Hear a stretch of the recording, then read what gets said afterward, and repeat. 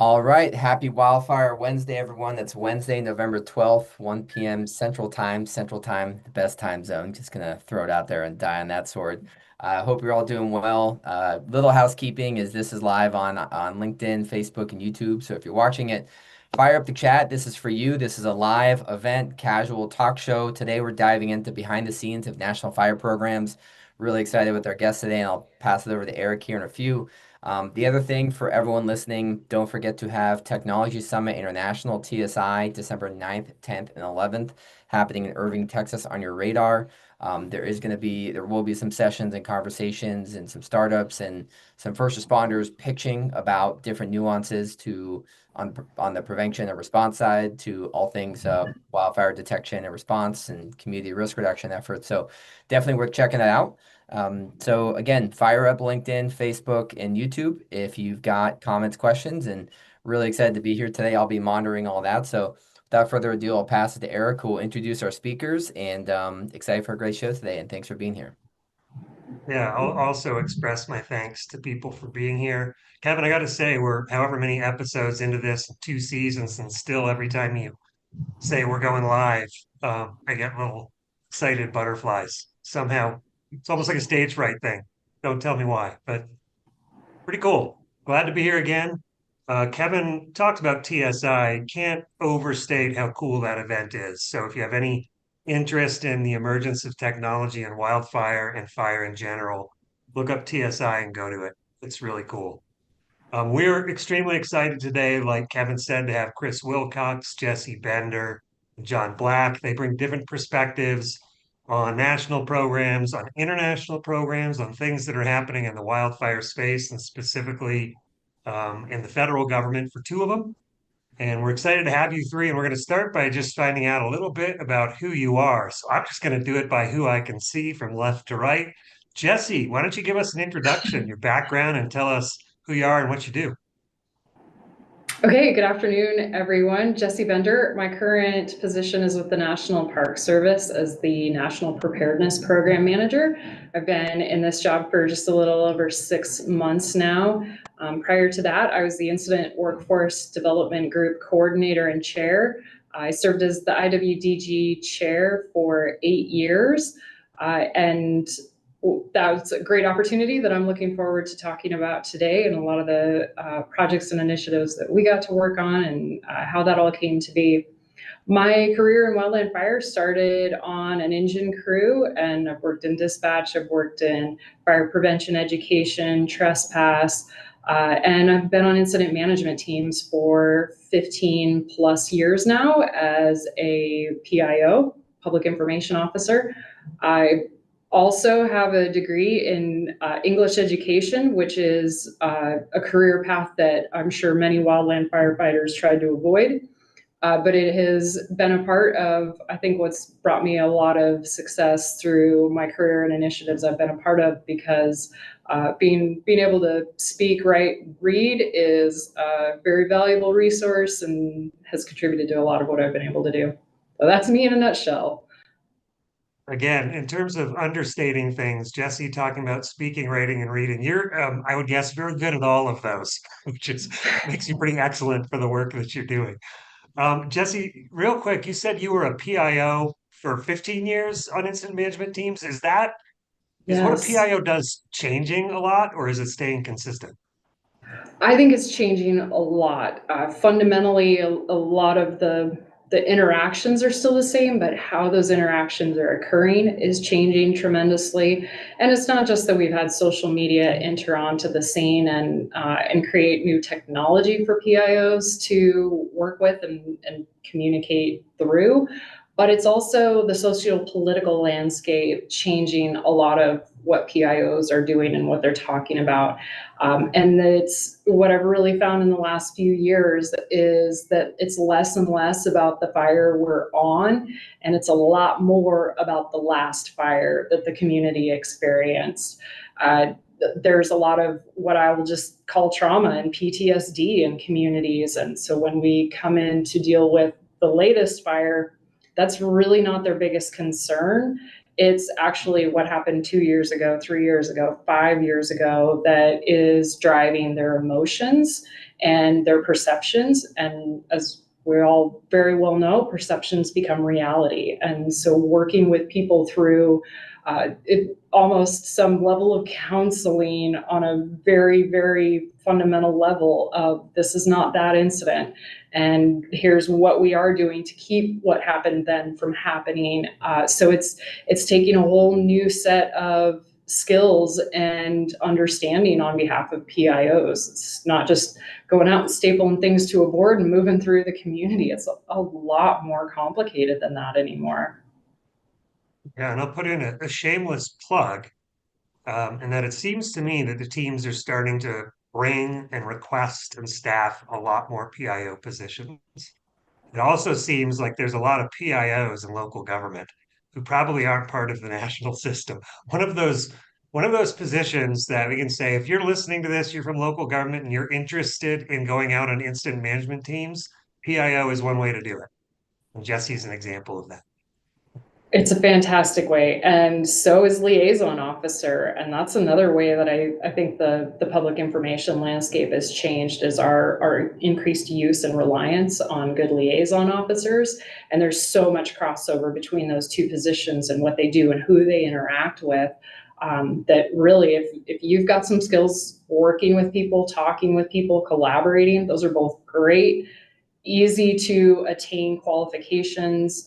Obviously, there's courses and there's position task books and there's all of those things, but neither one of them requires extensive fire qualifications to become those two positions. Great point.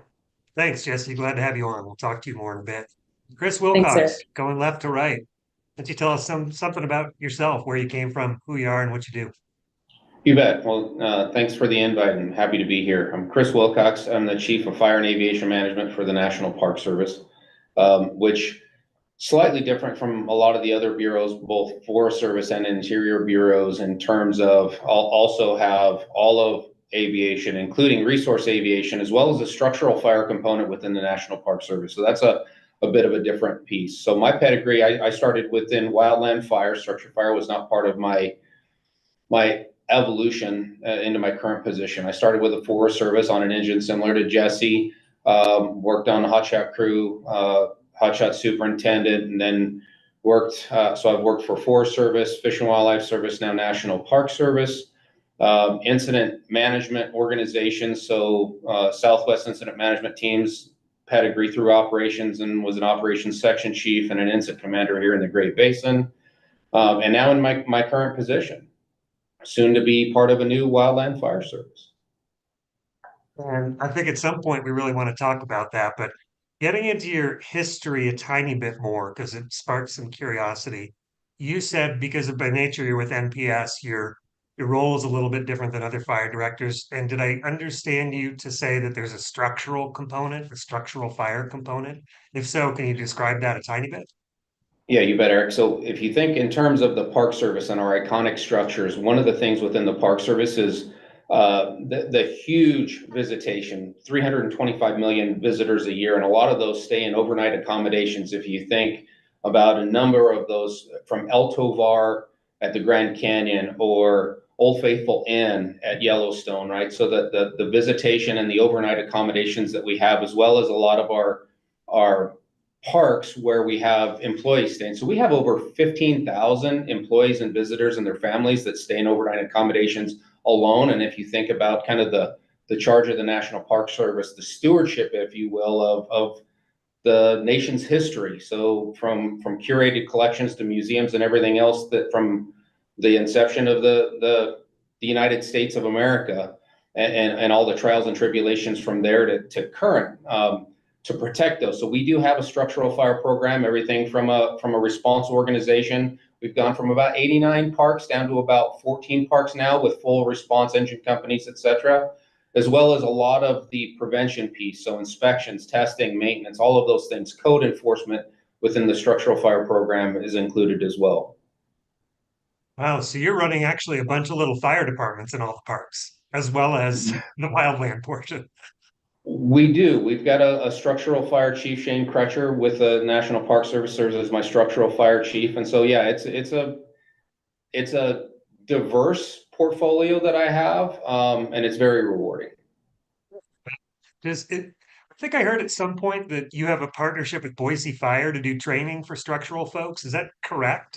Is that something Yeah, you've it's a done? huge success, and I think it's something that we could probably learn from as we're continuing to mature the blueprints, if you will, for the Wildland Fire Service. We have a fantastic partnership with Boise Fire Department, with their their city training center. So all of the Park Service structural firefighters go through our program in conjunction with Boise Fire Department. We're one of two federal agencies that are Pro Board certified, the other being the Department of Defense. But our certifications are similar to those of any other fire department across the country. It's really cool. I would imagine there's a lot of people, me included, who didn't know the full scope of that, and it's pretty neat to hear about. Well, impressive. Thanks for the intro. John, Thank you. why don't you tell us about you? Yeah, hi. My name's John Black. I'm a battalion chief for the Santa Clara County Fire Department in more or less Central California, southern end of the San Francisco Bay Area. I started off as a seasonal firefighter in the Central Valley, and then I got my first full-time fire job working for an industrial fire department, which was a very different thing. It was a subset of the United Technologies Corporation, and they essentially made the delivery systems for weapons of mass destruction. Minuteman missiles, Tomahawk cruise missiles, Aegis, and it was single engine, three people on duty in the hills of South San Jose. And they'd strap rocket motors to the ground and point the flaming end at grass, and we'd be 5 acres behind the 8 ball 30 seconds in. So as a young firefighter, I got to chase a lot of fire. I came to Santa Clara County in 2006. And at that time, everything was progressing post 9/11. We were building up USAR and special ops and hazmat. And I thought that was going to be the route that I was going to go. But the agency at the same time had just gone through its first accreditation cycle. And they were looking for people that came from a wildland background to start building programs out, because we were realizing our wildland risk more than just Type 1 engines. So I got to be on the ground floor with that. We bought our first 5 true Type 3 engines. It's been a really amazing last nearly 20 years of being able to be part of that program and growing with the department. Currently, I'm sitting on the iChiefs Wildfire Policy Committee with Eric, but I also have spent a lot of my career focusing on the training side. I sit on the California CICCS committee, which essentially develops California's version of 310-1. So all of my background kind of ties together, working with Jesse on the IWDG components that I'm sure we're going to talk about here in a little bit. Great, thanks. John, do you know what CICCS stands for? Was it California Incident Command Certification System? This is not a quiz. I was going to actually say what CICCS was, and I couldn't remember. So we'll go with it. You explained it. It's California's version of 310-1 for those who look at the national system. And for the most part, they're pretty complementary of each other. But the fact that you've been working in both is very useful sort of for the future of training and qualification. I have another question, which if you can't answer it, that's okay. But what does wildland have to do with accreditation?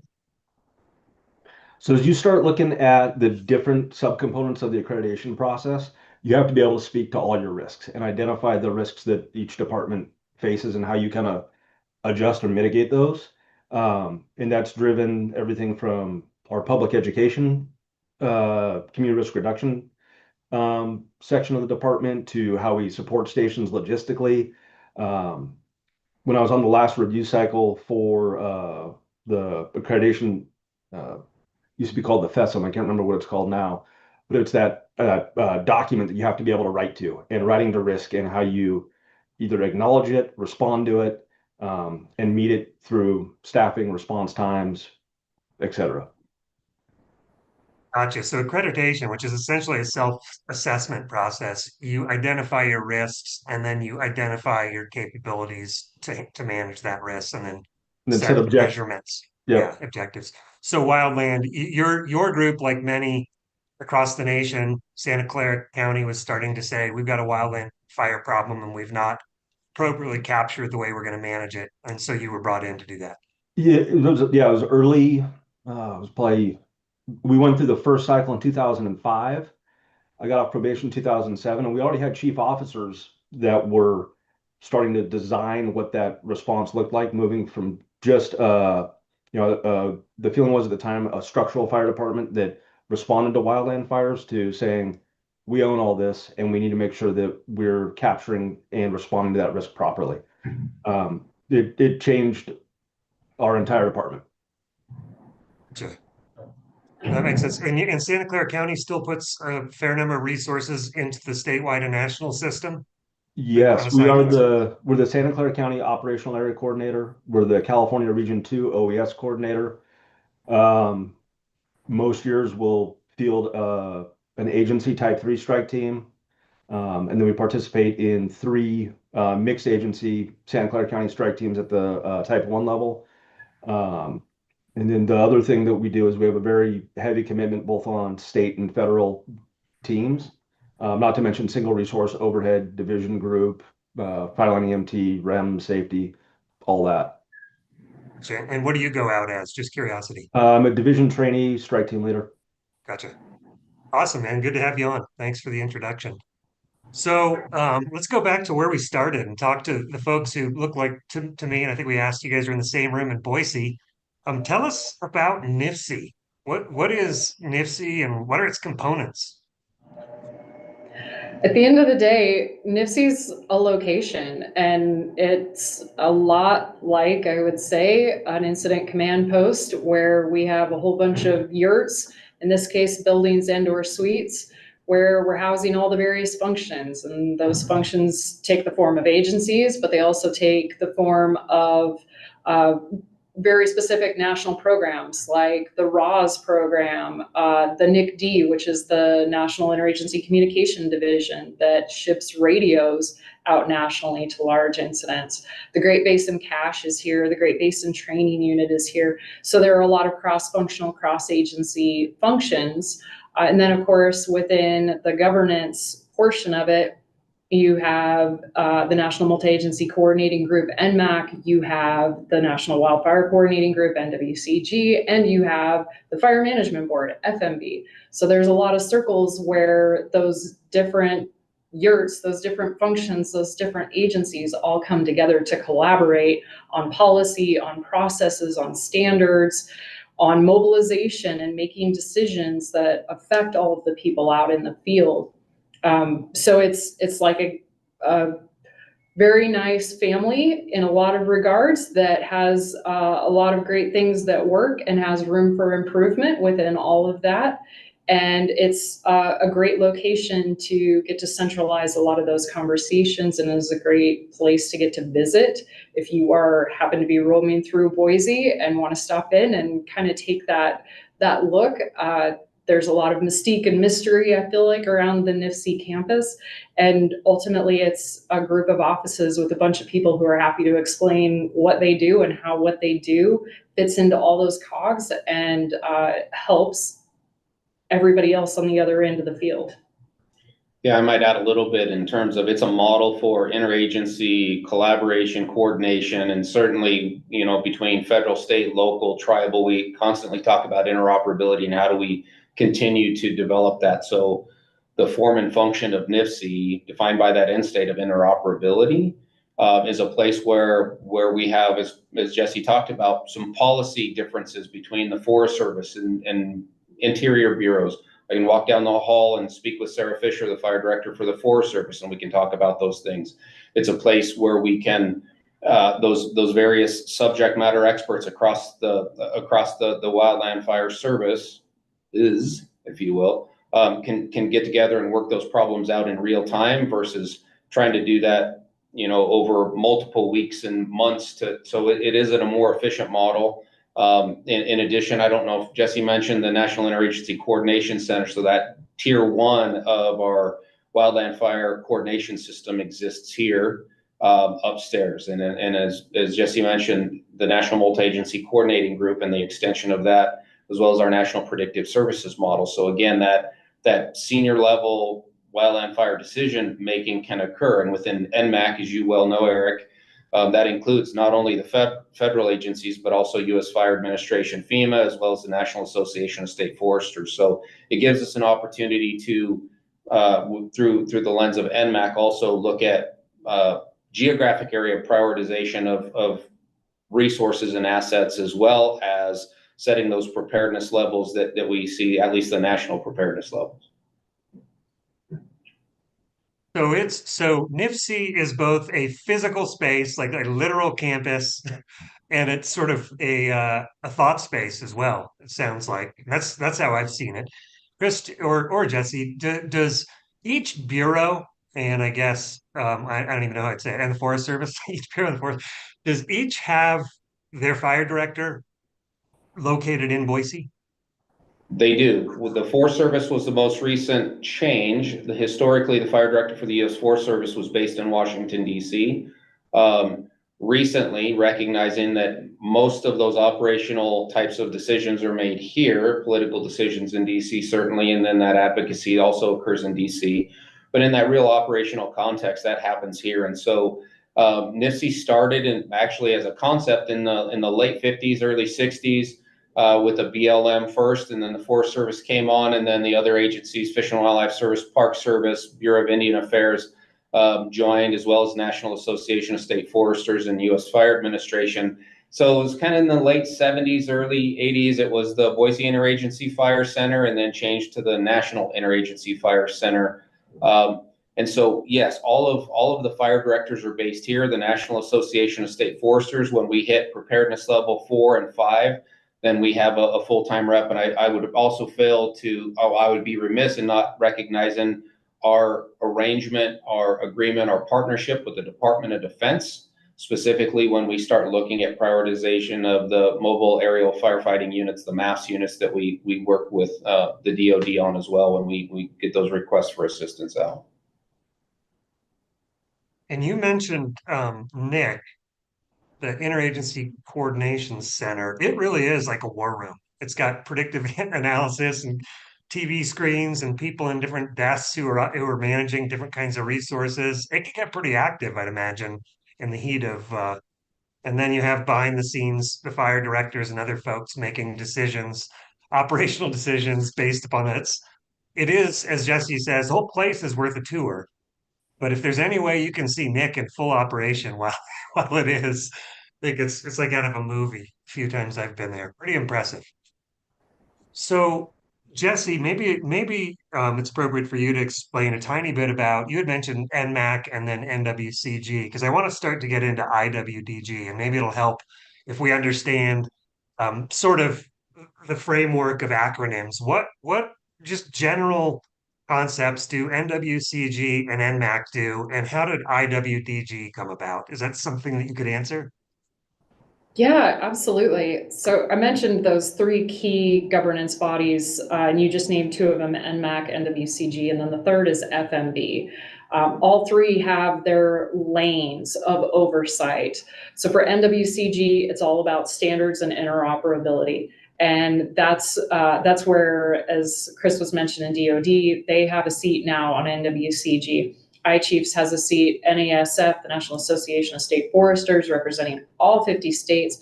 They all have that seat there to help set those interoperability standards. And underneath the NWCG Executive Board is a whole system of committees that have subject matter expertise in all facets of things: wildland fire, aviation, equipment, fire prevention, has a whole group even So it's not just fire operations, it's all aspects. There's dispatch committee. I could go on and on, but the summary is everybody's got a group that they can work through to establish those standards that all the agencies agree to abide by.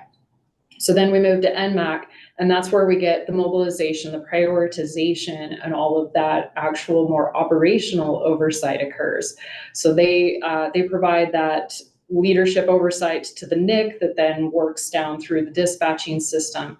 They also have liaison with all of the geographic areas. So when you sit as a member of NMAC, you have agency representation, but you also have geographic area liaison responsibility.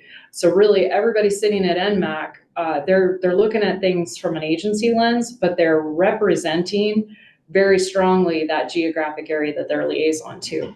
For the National Park Service, our liaison responsibility is California. So when we're in conversations about resource allocation, we're not only focused on the NPS priorities, we're focused on California's priorities so that we can bring those to the table and adjudicate the national level decisions on allocations.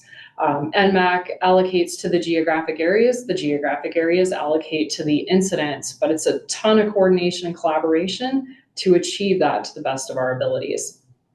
And then we move to FMB, the Fire Management Board, and that is composed of the federal fire directors. So they're setting policy and they're coordinating, as Chris said, within their group. They have oversight of the interagency standards for fire and fire aviation operations, what everybody knows as the Red Book. So everybody's got all of three of those governance bodies. They have their publications, they have their processes, they have their lanes of oversight. And there's always a little bit of overlap between those edges, and that's where the three work together on what needs to be accomplished and how to accomplish the work within those boundaries, within those grays, if you will. FMB has always, in my experience, been really good about including NASF in conversations that can affect the states too, and working with NMAC and NWCG when it's appropriate to assure that all of those represented groups, so down to IAFC and DOD, that they're part of these conversations that may have an effect and an impact on them. So all three have their own lane, but as I mentioned, there's some gray and then there's a whole lot of overlap. And that is what brought us to the creation of IWDG. Creating the group was not a brand new idea. And Chris can certainly talk to some of the history pre-IWDG. But what really led to the creation of the group was that all three groups recognized that work needed to continue on how IMTs were going to manage into the future and how to ensure that we had the numbers of people needed to staff IMTs so that we can have the number of IMTs needed to staff the incidents that request them and require them. But that all three groups had a stake in that outcome. And so they came together in 2017. They started having those conversations about chartering a group to take on that mission, and agreed that all three of them would jointly charter the group. That gave IWDG, that charter was finalized in 2018, gave us the opportunity to work directly with all three groups, so that as we brought forward recommendations, as we had conversations, it wasn't a pipeline to one group who then had to work with the other two or request help from the other two to accomplish things. We could come to all three groups on a very even playing field and have the conversations that were needed to make change that crossed all those governance boundaries. I'll pause there. See what else you have to contribute, Chris, or?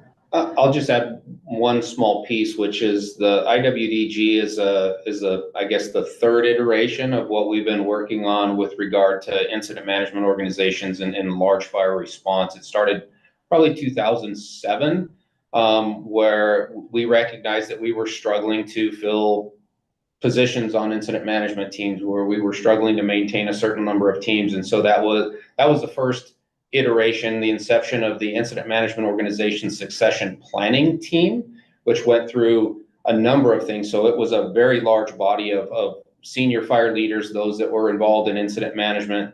And so that was the first iteration. That then no pun intended, but evolved into what was then coined as evolving incident management in 2012. Many of the things that Jesse and others on IWDG, when it was established, carried forward a lot of those common principles, because again, the problems remain the same. They've been chronic problems that have been plaguing us for quite some time. And many of the recommendations, some of those were implemented, but many of those were not, simply because it was different and it was changed. And I think Jesse could probably speak to that, as you could as well, Eric, is some of those things are, we as humans, and certainly in fire, the only thing that we hate more than staying the same is change. And so just change management has been a problem from 2008 to current, of full realizing the full potential of what IWDG has been working on. But I think we're certainly making progress. Agree. The There we other go. thing, oh, go Sorry, ahead. go ahead, Jesse. Go for it.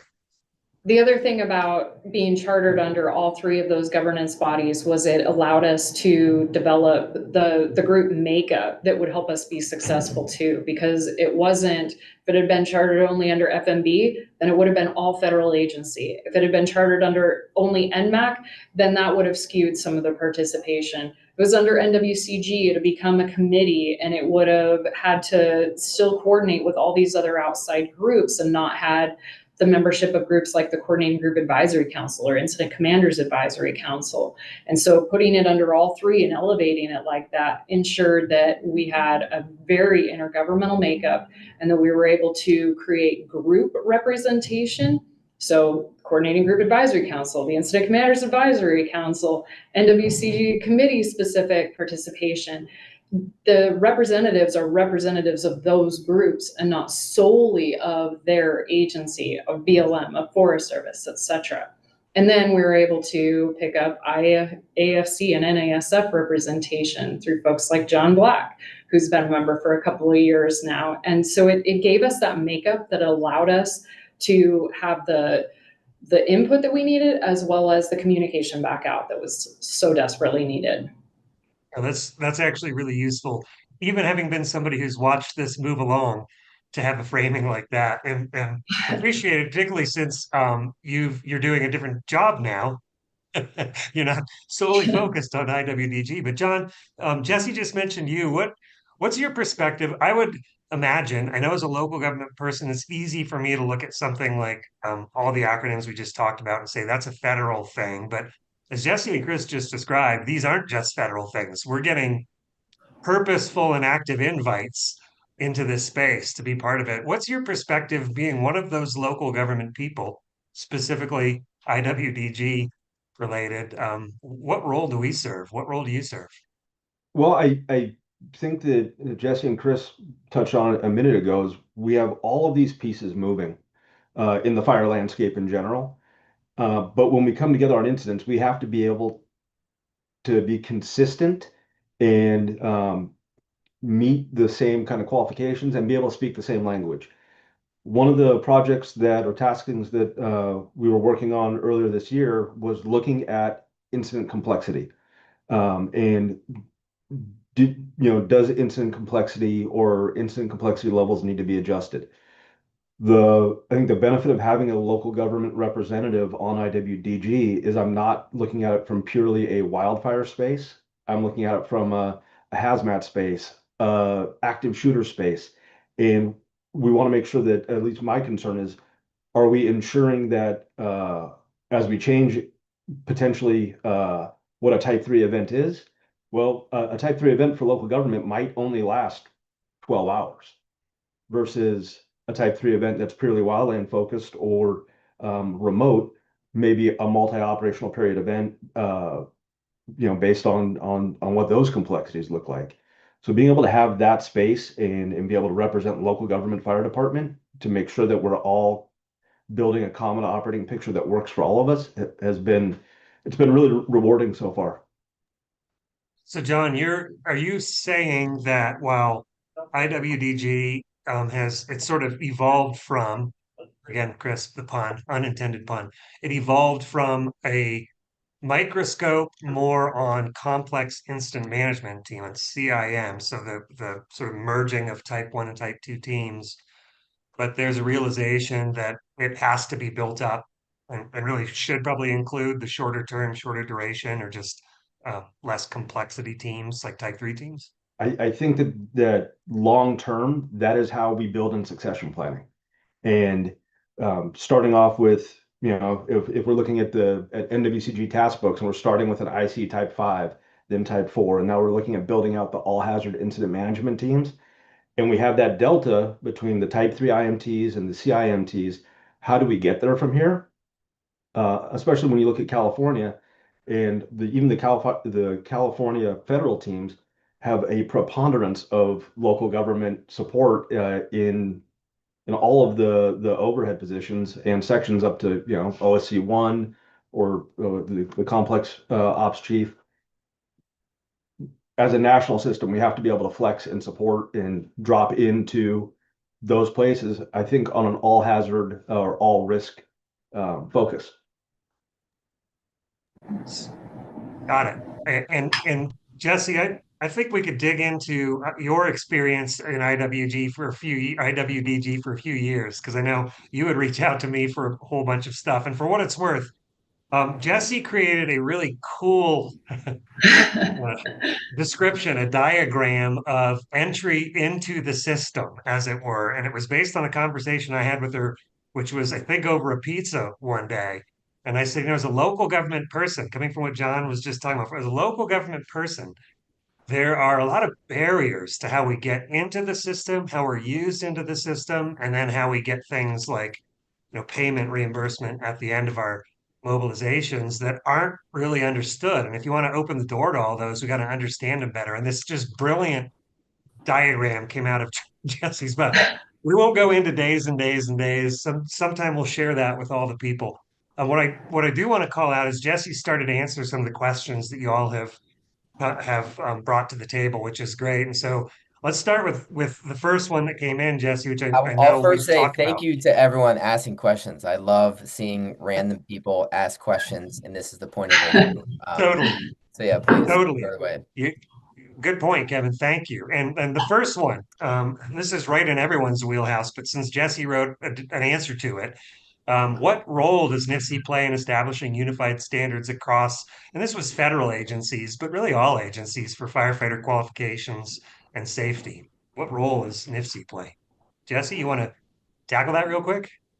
Yeah, I can give it a start anyway, and certainly Chris can jump in, and you can as well as a member of NWCG's executive board. This is where part of where I would say back to NIFC is fundamentally a place. NIFC does not establish standards. NIFC is the physical location where all this staff and support occurs. It's NWCG who has that role in establishing the interoperability standards. And that's where all those agencies get to come to the table. Those subject matter experts on the committees make actual recommendations for what those standards should be. And a couple of really important parts of that are the Risk Management Committee, which has a strong relationship with the Lessons Learned Center.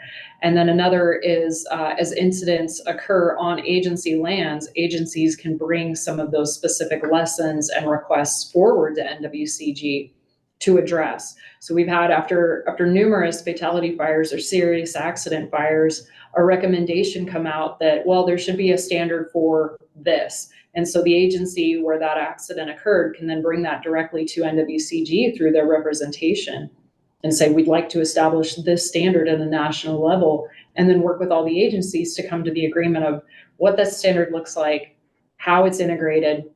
Sometimes it's even when it's integrated on a timeline, because when we're talking about something like new personal PPE requirements, flipping that switch overnight is not always easy, especially for state and local partners who have so many different units and stations to reach out to create that change. And so establishing a timeline that says, by this date, we're all going to agree to meet that new PPE standard, for example. But a lot of those do come directly out of things that happen on the ground. Those hard lessons learned, they create these other things through NWCG. And that's, NIFC has the pleasure of being a location where a lot of that work occurs. The NWCG staff is all located here in Boise at the NIFC campus. And this is where NWCG has their monthly in-person meetings this year. So NIFC's role is almost like the host to the actual work that's being done. Good description. It's the convener. Chris, did you want to add to that? I have a statement to make about it, but No, I don't think so. I think Jesse covered that really well. yeah, I do too. And mine is just it is the reason why I changed the question a bit. I think is admirable that the federal partners continue to reach out to IAFC and Association of State Foresters and the Intertribal Timber Council to make sure that the standards that are being developed aren't just federal partner standards. And it takes a lot of effort, and it takes moving off of some long-held positions often. But I think in the end, we get a much richer system. And we're trying to get those qualifications that apply towards all resources. Agreed. I think as was stated earlier, since we've been talking, is the wildfire problem is not a federal problem, right? It's a national problem. And so federal, state, local, tribal, municipal, the only way we're going to continue to maintain incident management response at all levels, whether that's at initial attack to extended attack at the type 3 or in the complex incidents that we manage, project fires, those long duration or highly complex incidents, it's going to take all of us, and it continues to do that. And that's why I think NWCG has been effective, because it is a convener, as you said, Eric, to bring us all in. Totally. So there's a couple questions here which I'll mention, and we won't answer on this session just because they're big, and we can get experts that can address these appropriately. But I don't want them to be ignored. So and one question came in about charging stations and how we're managing that on a broader scale of fire. In the future, Kevin, it might be really great for us. Maybe it's a Tech Tuesday thing. Maybe it's Wildfire Wednesdays. I'm not sure, but to really have a good session about not only the electric vehicles, but the charging stations and what they're doing to our structure. So I'll bet you guys have already done some electric vehicle talks on Tech Tuesday, but there's one issue for the future, and I apologize for not answering it, but it'd be appropriately answered with a different group of folks.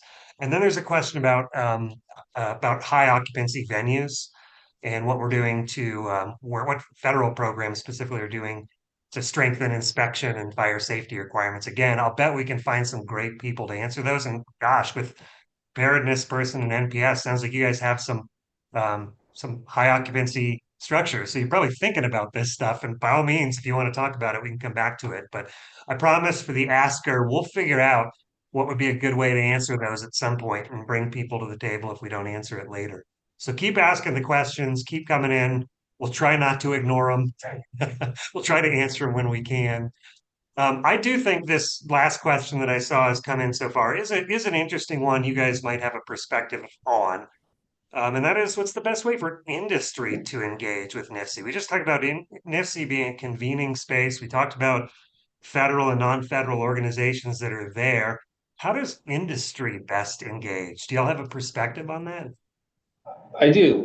Probably one of the best examples to talk about is part of Executive Order 14308, the President's Executive Order on wildland fire, and we'll talk a little bit more about that, I expect, as well as Secretarial Order 3443, as well as Secretary Rollins on the Department of Agriculture side with her secretarial memorandum as well.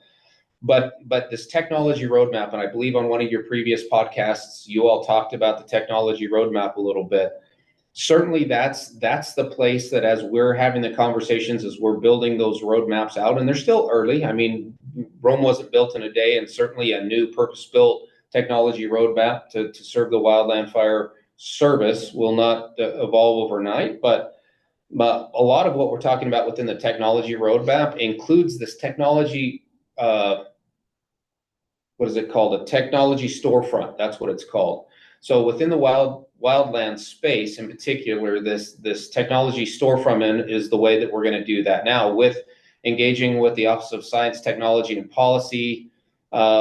We have been engaging in some focus sessions through some RFIs, and those will continue on. We've had a few of those now to work with industry to see what they have, but I think that might be a little premature. Rather, where we need to start is identifying through the operational need, what are the standards, what are the requirements that we need, and then go out to industry to say, these are the things that we need to solve. Historically, within the federal government, we have our own folks create them. They're not necessarily the best. With the evolution in technology, with all of the vendors that are out there developing some fantastic products, if we identify our standards and our requirements and say, this is what we need, and go out for an RFI, I think that will be, as we evolve this technology storefront, how industry engages with us on the wildland fire side. That's excellent. To know that's even written into the executive order and that this roadmap includes a way to engage these futures is really pretty cool. John, to go back to you for a second, you were talking about early in your career, you were in a space like the puns that are coming out of today are just absurd. You were in a space where you were putting out rocket caused fires in the grass. Is there an avenue for industry? I mean, I remember as a local fire chief, people were reaching out to me a lot to try their new products. Is there an avenue through local government, do you think, into this qualification and tech space as well? I think the place that we're seeing the most advancement in the incorporation of technology is we're still exploring the UAS space and drone technology and what that can bring to bear, not just in the wildfire space, but in the all hazard space, whether it's hazmat, recon, search and rescue, or being able to provide like a 30,000-foot view of what the problem is and where it's going, without necessarily involving either like fire risks or fixed or rotor wing. I think that's the big one for us. The other one that we're engaging on and seems to be growing is the various tools that you can use for evacuation notification and getting the message out to the public as quickly as possible so that we can either let people know that they're in harm's way or that they will be in harm's way very shortly and they need to take appropriate action. I would say from my perspective, those are probably the two biggest technology-based tools that we should be looking at. I'll add, and then Kevin, I would love to get your perspective too, man, because you are totally working within this all the time. But a lot of the stuff that I see is around sensing, situational awareness, data collection in general, getting data and what is being seen on the ground into the hands of responders and decision makers quickly. I see a lot of industry evolving happening there and needed access. I get a lot of folks calling saying, I've got this great new accountability piece. How can you guys use it to make your folks safer? And how could, all of the agencies, local, state, federal, operationalize this? And we want it. I'll tell you, like, we want this stuff to happen, but access has to be done the right way, or else you have a whole bunch of chaos, I guess. Kevin, what do you got? I mean, we were at the Red Sky Summit last week, and there's a lot of excitement and a lot of money going into some of this new wildfire detection, and it is exciting. But as I see it online and talk with people, it creates a kind of a visceral response from what I've seen, and it's interesting where you have a lot of these people saying, "Hey, a satellite creating data is not going to put this fire out. That put my house that's on fire from a wildfire." And so there's a big movement of people continuing to talk about, "Hey, we're missing the boat on the 100 little things that we can do from a home hardening perspective." And I even just saw some graphic online of like, these little 10 little things you can do that are under $500 to make your home hardened. So I think that's a conversation in itself, but from truly a technology perspective, it is. I heard this within a military perspective, but how can we create an unfair advantage over the enemy? And I think that's the same we should be taking within wildfires. If we now have better vision from space and we now have these drones that all the stuff is now becoming readily available and pretty affordable.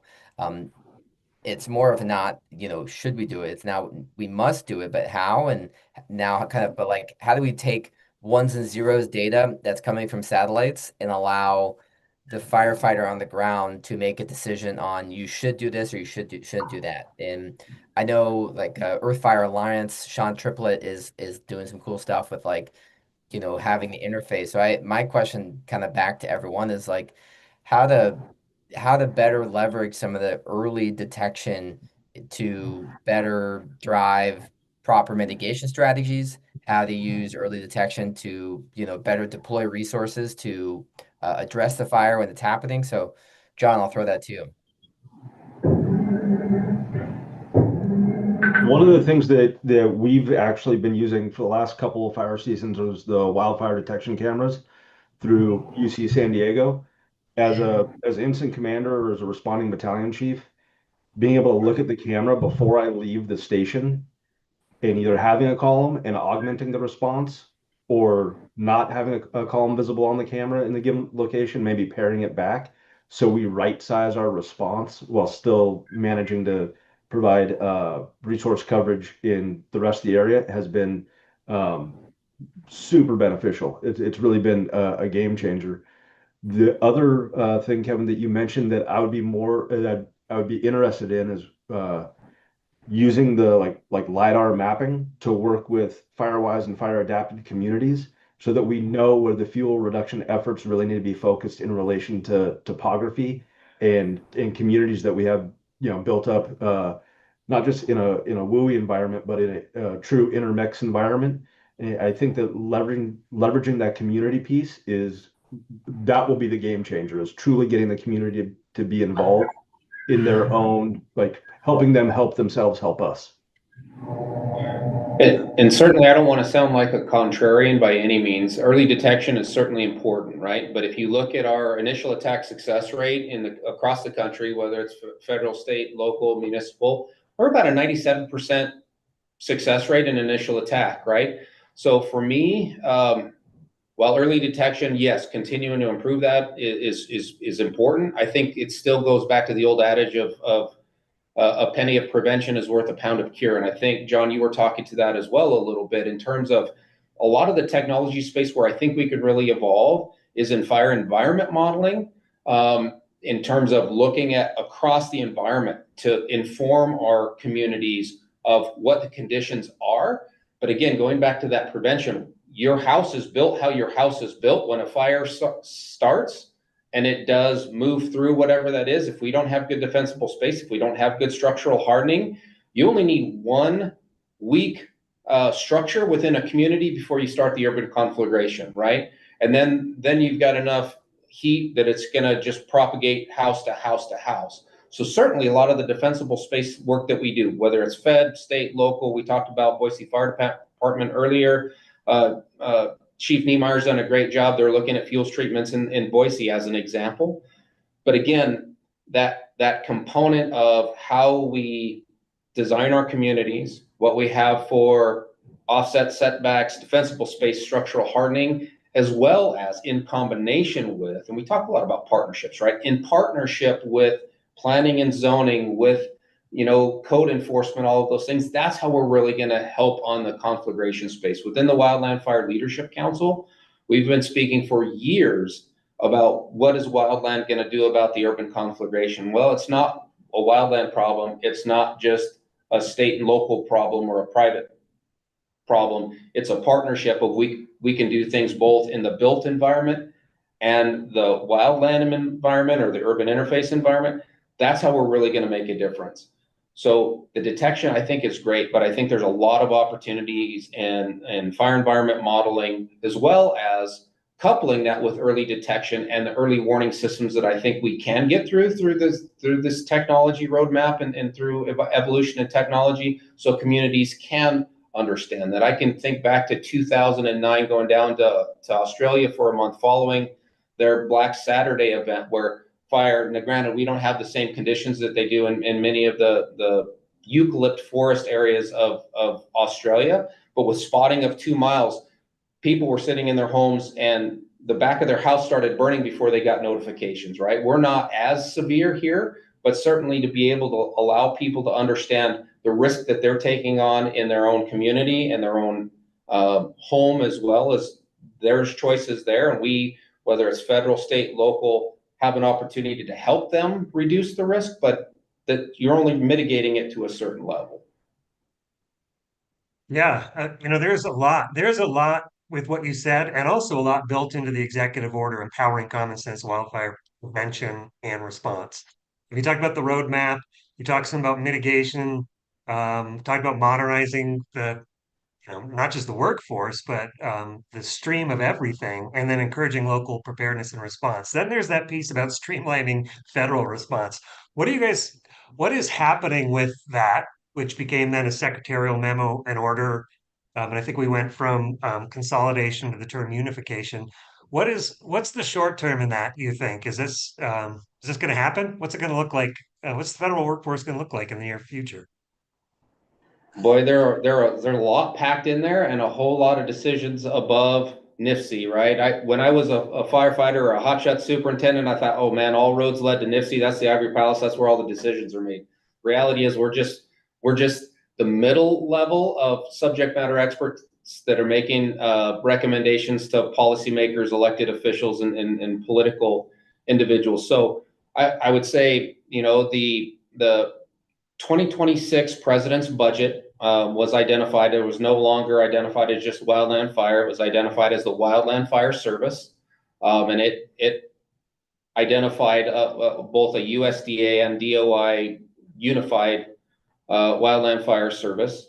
Both the House and the Senate, well, really more the Senate, had a little stronger stance of barring Forest Service consolidation into the Wildland Fire Service, at least until the Government Accountability Office could study the effects on work within the Forest Service, on the DOI. But between both the EO 14308 and the secretarial order, secretarial memo from Ag and Interior, there are a number of things that we're still working on. Aviation is a perfect example. There are a lot of things that are redundant within the aviation community. Why do we have an inspector from USDA or Forest Service and an inspector from DOI within the Office of Aviation Services doing the same inspection, giving out 2 cards for a pilot, 2 cards for an aircraft? Again, a lot of those things just don't make sense, right? So we've been working really hard on identifying where those inefficiencies exist, whether that's in aviation, whether that's in technology, whether that's in governance. So collectively, between the Forest Service and the DOI bureaus, we're working on a number of those things. More specifically to your question, though, Eric, the secretarial order for 3443, the Secretary Burgum did direct us to deliver a plan to him by October 31st. That's done.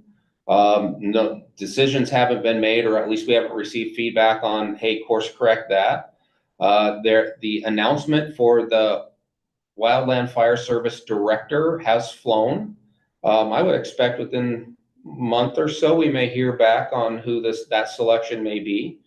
We're working within the DOI side on some of the high level blueprints that have also been delivered, and working on, there are 12 work streams within DOI and agriculture. We're working on a number of things, but technology being one of them, aviation, as I mentioned earlier. So there are a lot of those things that we're currently working on. So it's an iterative process that we're moving through. Some progress requires decisions from the secretaries, or the deputy secretary or assistant secretary for policy management and budget, who he's currently kind of taking the lead on the DOI side for that. So we're making iterative progress, and I think a lot of the blueprints and documents that we've drafted, I expect we'll see decisions or at least feedback coming on for course corrections in the very near future.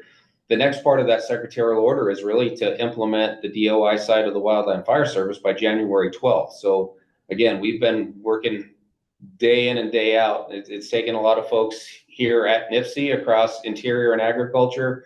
As I mentioned earlier, the Office of Science, Technology, and Policy, we've asked them to help us on the technology side, between Office of Human Capital,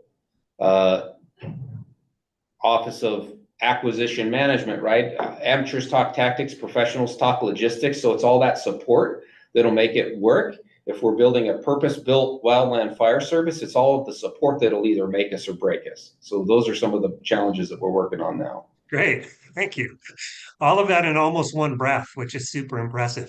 I'm going to add one thing because it answers a question, or it gives part of an answer to the question that just came in about local governments and structure fire agencies and qualifications. There are a number of work groups that have been created to, again, make sure that you're getting different perspectives as this remodeling process happens. One of them is around qualifications and standards, and I'm part of that group. So we really are looking at not just the 310-1, the standard, more traditional process, but the three alternates of recognition of prior learning, the endorsements, and then this crosswalk, the courses that are asked in this question.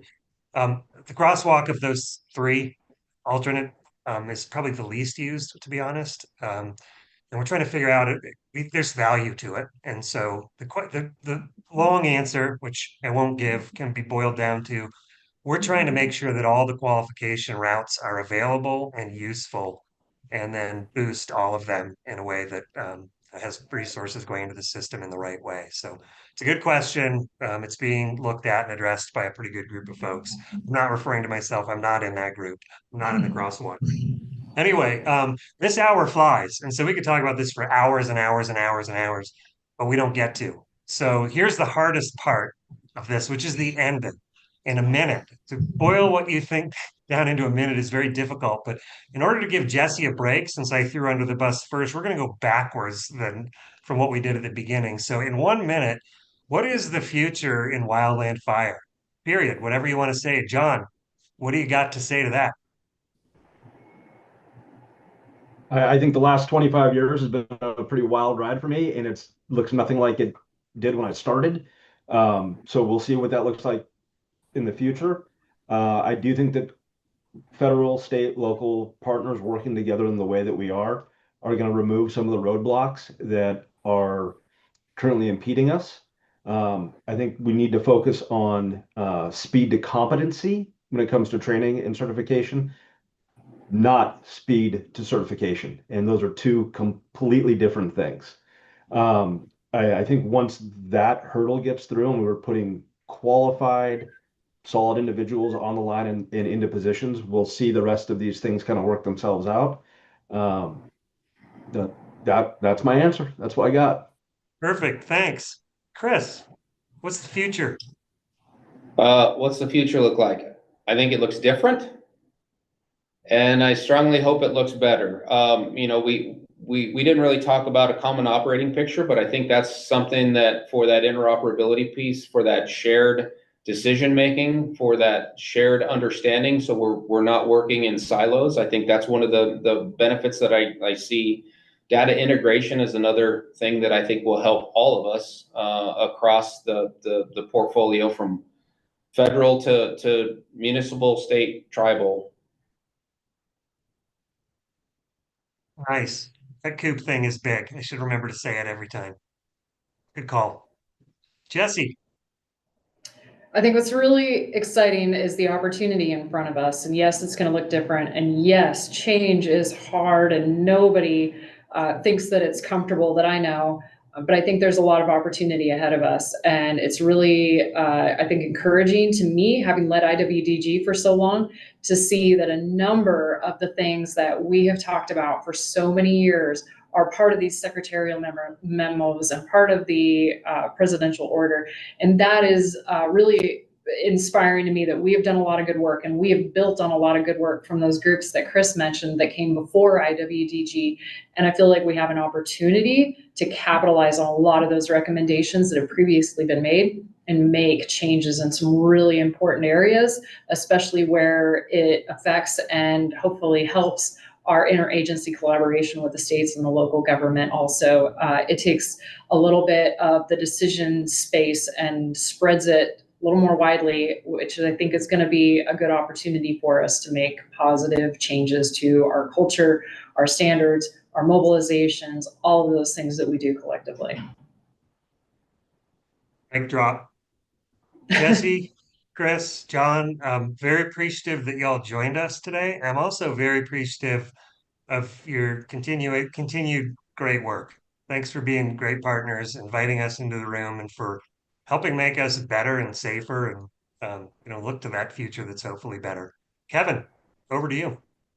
Likewise, I'm sorry everyone was not able to answer all the questions. It's crazy sometimes when you look at the hour and it passes like that. But again, echo, thank you, Jesse, Chris, and John. If you got other questions, email me or find me on LinkedIn, Kevin Sofin, Sofin at ifc.org, and we'll continue to make sure that we get your questions answered. And if you got other ideas for other topics around Wildfire Wednesday, check it out. As well as, like I said, TSI, December 9th through 11th in Irving, Texas. We hope to see you there. And just, again, have a great rest of your Wednesday. Thank you again to our speakers, and we'll talk again soon.